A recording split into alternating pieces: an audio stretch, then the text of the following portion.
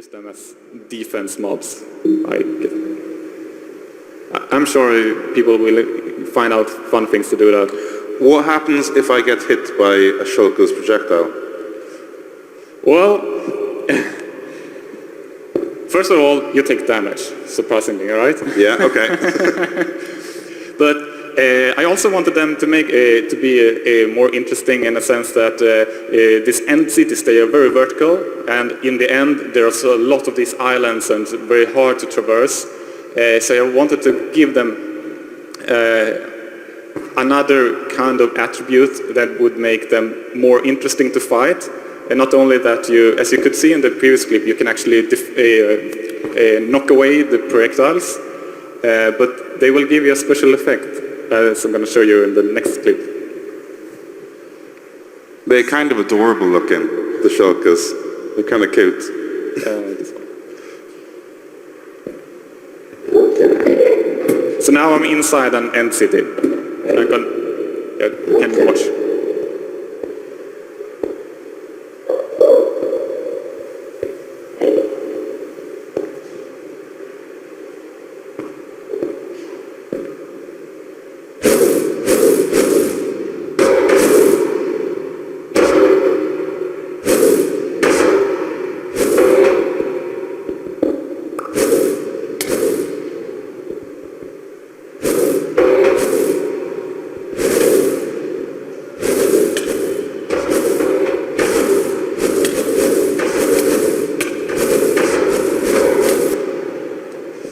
Yeah, so that's what... Cool.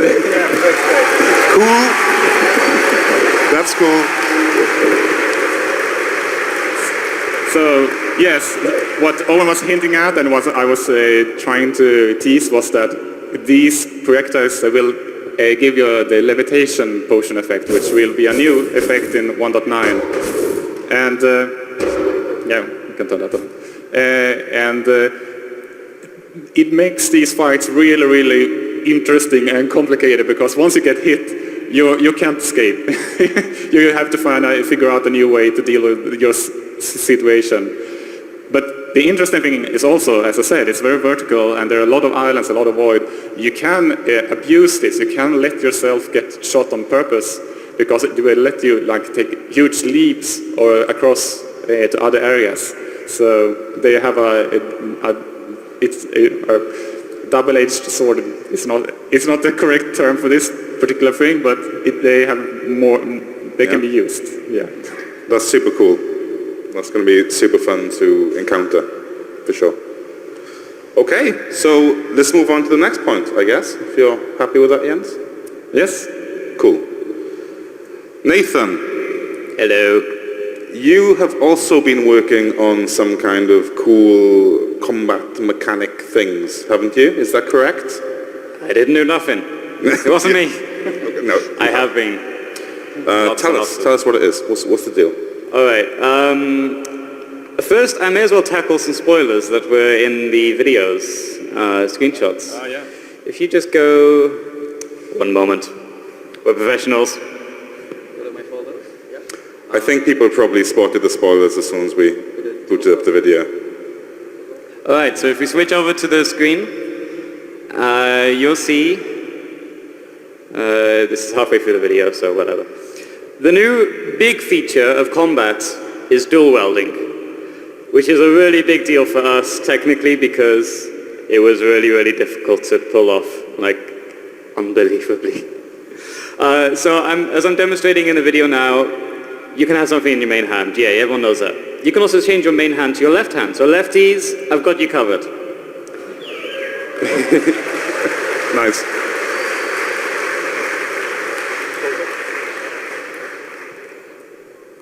The interesting thing is when you have something in both hands, like I have here. I've got torches in my left hand, and my main hand is my right hand, so I've got the bow there. Just switch back to the screen, to the video. Just keep it paused. So as you can see here, when the thing goes away, I've got a bow in my main hand, and I've got a torch in my off hand. This is kind of useless normally.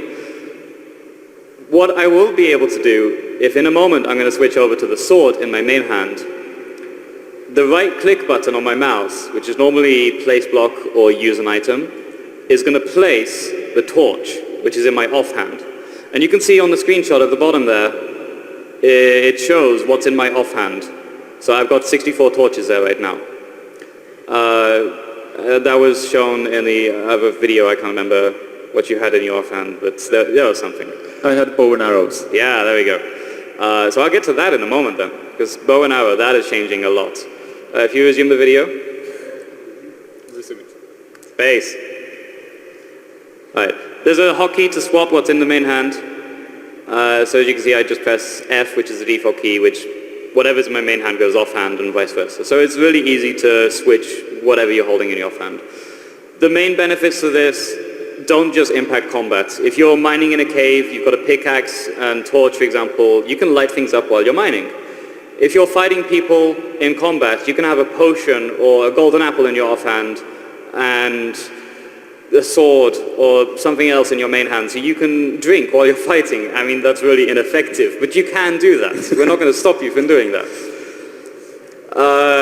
And also, there's a lot of role-playing mechanics, I guess, that could be abused there. What if I want to be, like, super safe? Super safe? Yeah. You would need some kind of shield for that, I think, wouldn't you? Indeed. Yes, indeed. I think we have a photo that could make you happy.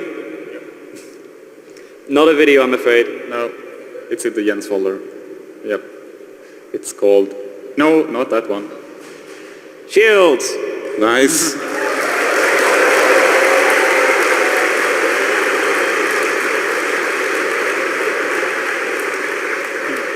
Yeah, well, these are very much still in work in progress, so they may not be in the first 1.9 snapshot.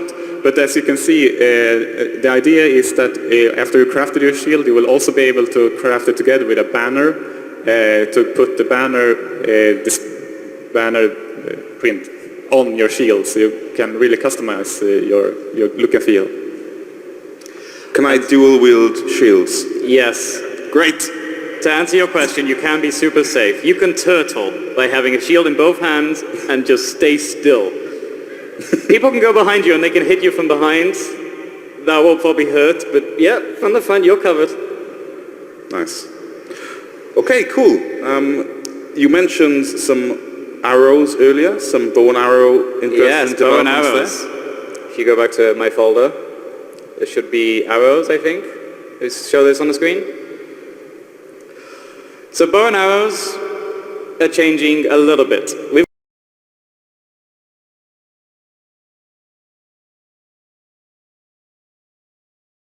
some new arrow types. This here is spectral arrows. You can see them in my offhand there. The offhand, if you put an arrow in there, it means use this one. You don't need it in your offhand, but it's just nice to preference. So the spectral arrows, you shoot something and they glow. Doesn't matter where they are, they glow. Everyone sees them glow. So this could be really useful in, for example, PvP mechanic. If you're shooting someone, they're running away, you can track them for a small period of time. We're not sure what that time is, probably 10-15 seconds. But if you get hit by one of these, you are vulnerable. You cannot hide. So those are extremely utility arrows. You're not going to use them in a regular fight. You're probably not going to use them in survival. But PvP, those are going to be extremely useful, I feel. There they are again. It's a bit like wall hacks. Yes, it's wall hacks. Legit wall hacks right here. Yeah. As me demonstrating that you can see them from behind blocks. You just get the outline. For players on teams, it will glow the outline of their team color. So if they're on a red team, they will see a red outline right there. The next arrow, this one is, I believe, a poison arrow. No, this one's the invisibility arrow. So you can tip arrows with a certain potion. And for example, I just turned those invisible. I don't know why you would do that, but I'm not going to stop you from doing that. This one is the poison arrow. You'll see that they just poof out of existence because they're poisoned.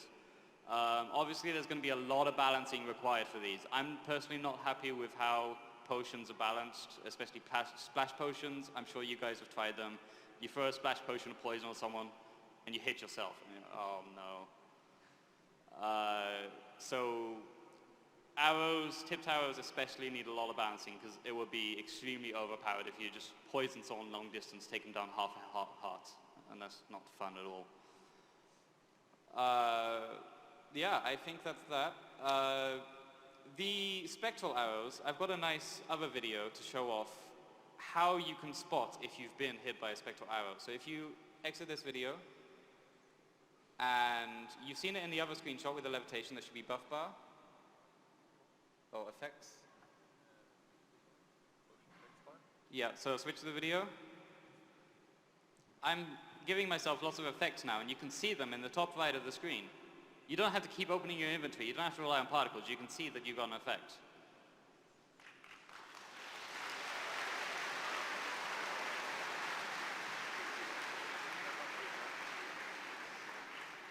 These are sorted. So the top layer is things that are good for you, and the bottom layer are things that are bad for you. Don't get anything on the bottom layer, okay? That's my advice for the game.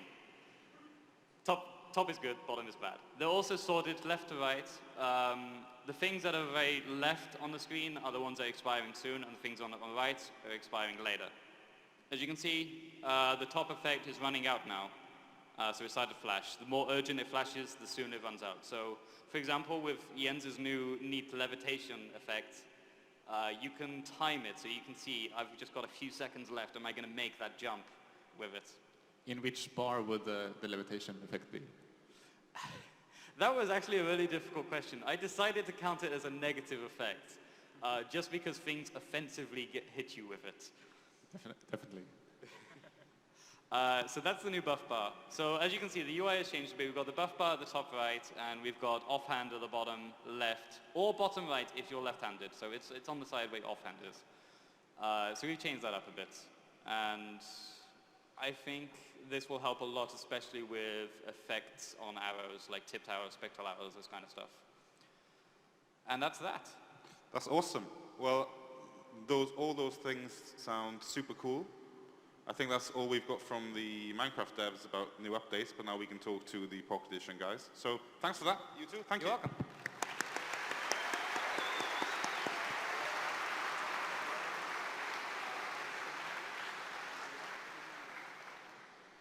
Daniel and Tommaso, Hi everyone. how are you guys doing? Everyone. So these dudes are responsible for making Pocket Edition, the Pocket Edition version of Minecraft, which a lot of you seem to play and enjoy. And we thought that we would go into discussing some of the new updates that's come into that version. You might have seen some of these things before, but they are super exciting new additions to the handheld and tablet versions. So go for it, Tommaso. Okay. Hello everyone. This is probably stuff that the PC players have seen already, but we thought it might be cool for Pocket Edition players because it's pretty new, so we can show the video. Cool. It's yeah. So As we tend to do with Pocket Edition, we look at everything we can find and see if we can improve on it. Zombies. So as you can see in this clip, there is villagers being chased by zombies, and some of the zombies are previously known as villagers and actually show their profession. Yeah, well let's have a look. Just That's keep talking. So other things we added is, as you can see, we added hunger and experience as well, which are new, and anvils, and a bunch of stuff actually, because we started working with a team in Redmond, and so this version is full of features. So these things are kind of just taking it closer to the PC edition, I guess, as you introduce like the XP bars and cool new things like that. Yeah. Yeah, it works mostly the same, I would say. Okay. What about cool things that might affect the way we can move around in the Pocket Edition? Oh yeah, that's actually, I think I was working these days. So the idea is that we made one of the new features is the new input. So now we support controllers on Android and iOS.